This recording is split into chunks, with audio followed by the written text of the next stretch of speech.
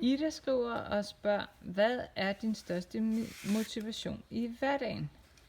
Min største motivation i hverdagen, det er nok at... Altså egentlig så bliver jeg rigtig meget motiveret til stævnerne. Jeg er ikke sådan den store stævnerytter, men det giver rigtig meget motivation at se ryttere som Patrick Kittel og Isabel Werth træne, og se hvordan de gør tingene. De har ligesom 4-5 Grand Prix heste på Cassidys niveau, så det er rigtig, rigtig motiverende.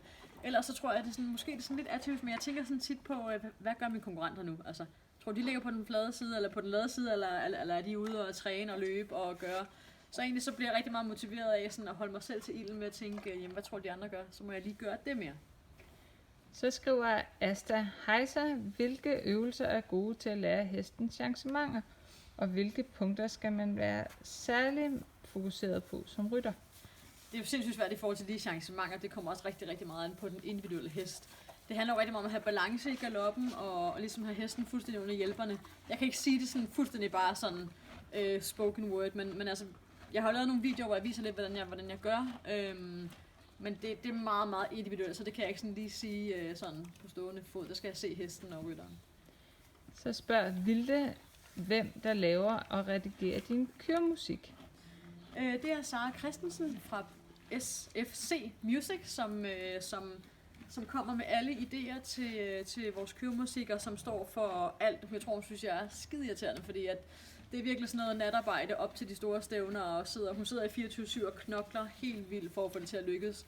Jeg er sådan en rigtig helvedeskunde, tror jeg, som for det første kommer altid måske lidt stramt på tidsplanen, fordi jeg lige skal have ændret en ting her og der. Men hun er fantastisk, og hun har fuldstændig forstået sådan den rejse, som Cassidy og jeg er på. Med til historien hørte at Saras familie var med til at eje Cassidy, da vi købte ham, så hun har sådan lidt noget passion indblandet i ham og jeg, tænker jeg. Så jeg tror, hun synes også, det er sjovt, når vi er færdige. Nok ikke så meget under processen.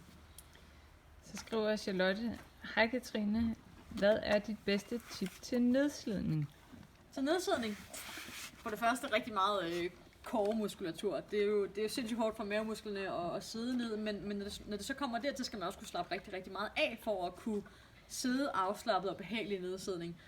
Typisk hvis jeg sådan skal lære folk at ride nedsidning, så gør jeg det små intervaller, altså 10 trins nedsidning, op og letridning igen, så man har pusten. 10 trin igen, op og stå i letridning igen. Ikke? Så prøv at variere lidt og gøre det så mange trin, som er komfortabelt, og så stille og roligt bygge på. Er du sulten? Så skriver Tanja, hvordan laver du bandageringerne til din træning? Hvordan jeg bandagerer? Jamen, der har vi faktisk en god video, vi heller lige må lægge op af det. For det er også svært sådan lige at bare lige pege på her. Men det har vi en god video, vi kan lægge op af. Jeg bandagerer oftest ret højt op til knæene, fordi at, jeg er sådan bange for, at de vil ramme, så hvis nu vi for eksempel øver fri trav eller sidebevægelser, hvor de har ret meget sving i både forknæ og forben. Så jeg bandagerer lidt specielt, så det vil jeg gerne vise på en video. Og Tanja spørger desuden, hvordan får man en veltrænet hest, så de taber vægt og tager muskler på? Det handler jo sindssygt meget om grundfodret i første omgang, tænker jeg. Jeg har fodret alle mine heste med Saracen og har gjort det i 6 år, tror jeg.